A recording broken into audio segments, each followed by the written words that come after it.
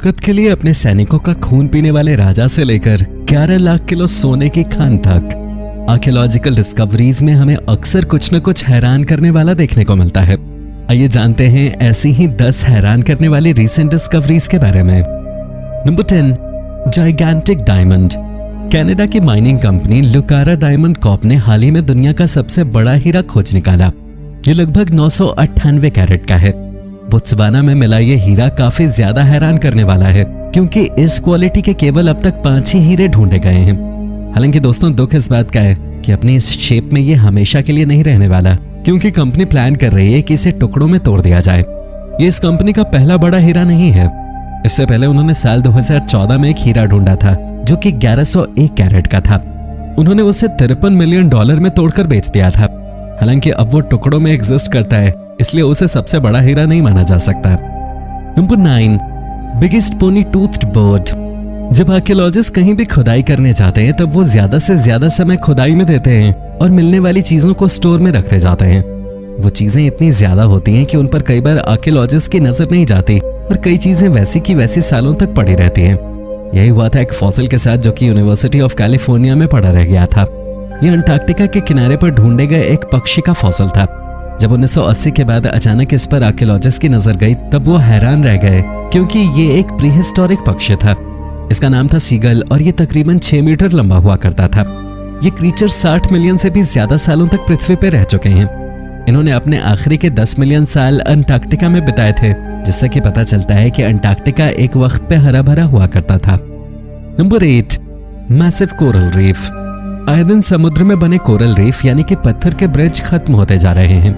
हालांकि हम अभी समुद्रों के बारे में केवल 5% ही जानते हैं, इसलिए ये भी हो सकता है कि बहुत सारे कोरल रीफ मौजूद हों और हम उनके बारे में जानते भी ना हो।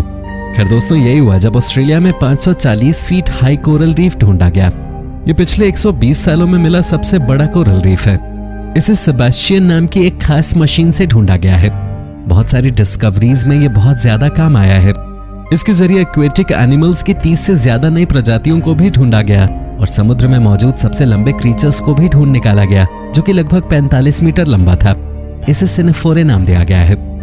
Number 7, great white shark. Great white shark को अभी वल्नरेबल की कैटेगरी में रखा जाता है, यानी कि ऐसी प्रजाति जो कि गायब हो सकते हैं। हालांकि वैज्ञानिकों की हैरानी का ठिकाना नहीं रहा जब उन्होंने साउथ मायामी में ग्रेट व्हाइट शार्क को स्पॉट किया। दरअसल दोस्तों, ग्रेट व्हाइट शार्क केवल अटलांटिक महासागर में पाई जाती है और इसके अलावा जब भी उन्हें स्पॉट किया जाता है तो सभी हैरान रह जाते हैं। ओसोच के रिसर्चर्स ने अटलांटिक की एक व्हाइट शार्क पे लोकेशन के बैज का टैग लगा रखा था। जब उन्होंने उसकी लोकेशन मायामी के पास पाई तब वो हैरान रह गए। रिसर्चर्स के मुताबिक 946 किलो की ये शार्क गर्भवती थी और अपने शिशु को जन्म देने के लिए कहीं पे शांत पानी की तलाश कर रही थी। इसने शांत पानी ढूंढने के लिए तकरीबन 21,000 किलोमीटर तक स्विम किया था। रिसर्चर्स का मानना है कि अगर इस शार्क पर नजर रखी गई तो शार्क की नर्सरी की तलाश की जा सकती है। शार्क के झुंड को नर्सरी कहा जाता है। Number 6, Sukhoi log. रूस की सबसे बड़ी गोल्ड माइन करने वाली कंपनी PJSC पॉल्यूस ने अभी हाल ही में सुर्खियां बटोरी जब उन्होंने बताया कि उन्होंने दुनिया का सबसे बड़ा गोल्ड डिपॉजिट ढूंढ लिया है। जब ऑडिट किया गया तब पता चला कि इस डिपॉजिट में तकरीबन 11 लाख सोना है। सुखोई लॉग नाम की इस जगह पर यह अंदाजा तो लगाया जा रहा था कि कुछ न कुछ जरूर मिलेगा, लेकिन पहले उसकी नीलामी कर दी गई ताकि कुछ ना भी निकले तो सरकार का नुकसान ना हो। और हैरानी की बात यह है कि PJSC जिस कंपनी ने यहाँ जुआ खेला था वो सफल भी हो गए। कंपनी जब यहाँ पर प्रोडक्शन शुरू करेगी तब उन्हें $2.5 बिलियन का फायदा होगा। कंपनी की तारीफ भी की जा रही है क्योंकि उन्होंने कहा कि वो प्रोडक्शन के समय नेचर का बहुत ज्यादा ध्यान रखेंगे और कुछ भी गलत नहीं करेंगे। Number 5, the great fox spider. Great fox spider एक ऐसी प्रजाति है जिसके बारे में कहा जाता था कि ये अब लुप्त हो चुकी है। यूनाइटेड किंगडम में स्थित यह प्रजाति अभी हाल ही में दोबारा से ढूंढ ली गई है। ये दुनिया की सबसे बड़ी मकड़ियों में से एक है। हालांकि अभी भी ये नहीं कहा जा सकता कि ये मकड़ियां लुप्त होने के स्टेटस से वापस आ चुकी हैं, क्योंकि अभी इन्हें केवल 3 ही जगहों पे देखा गया है। मकड़ियों की ये प्रजाति काफी ज्यादा शानदार है। इस प्रजाति में मादा मकड़ियों का आकार पुरुषों से ज्यादा बड़ा होता है। ये अधिक से अधिक 2 सेंटीमीटर तक लंबी हो सकती हैं। ये मकड़ी अपने शिकार को जाल में नहीं पकड़ती, जबकि ये उन्हें जहर के झोंके देती है ताकि वो मर जाएं। इसका जहर शिकार को गला देने के लिए काफी होता है। इस प्रजाति को लगभग 120 साल बाद ढूंढा गया है, जो कि एक तरह से वैज्ञानिकों के लिए अच्छी खबर है। जियोलॉजिस्ट कोशिश कर रहे हैं कि किसी तरह इन्हें और भी ज्यादा बढ़ाया जाए ताकि ये फिर से लुप्त ना हो। हालांकि इनका 120 साल तक गायब रहना और फिर अचानक वापस आना हैरान करता है।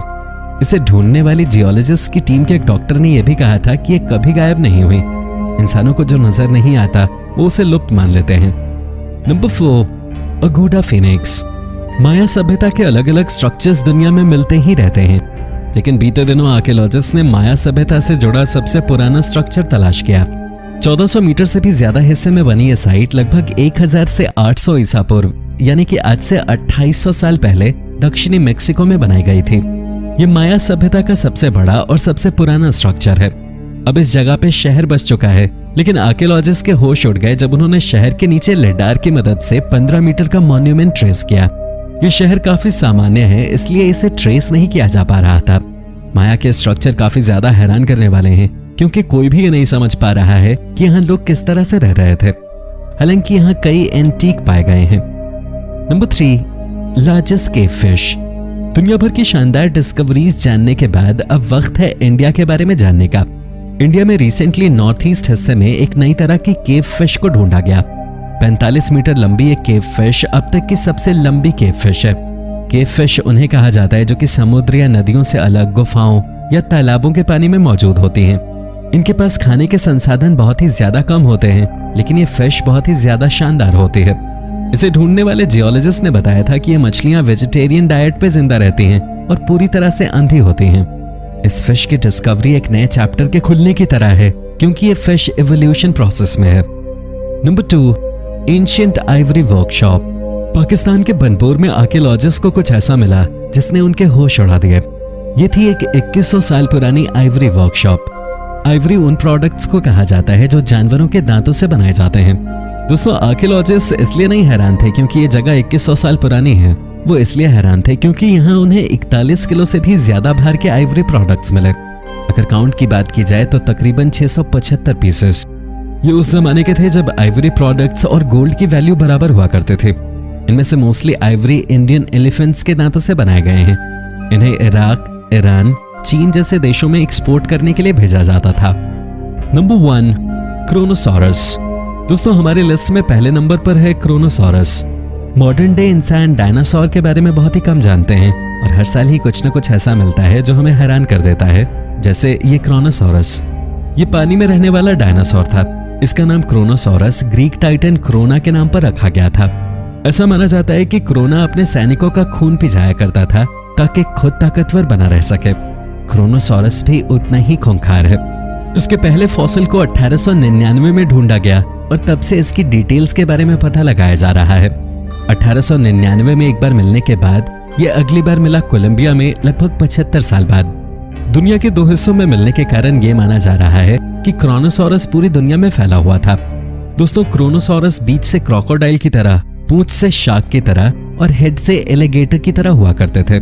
ये कितने शक्तिशाली होते थे इसका अंदाजा भी नहीं लगाया जा सकता।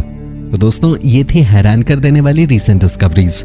क्या आप क्रोनोसॉरस को फिर से समुद्र में देखना चाहेंगे? कमेंट करके जरूर बताएं।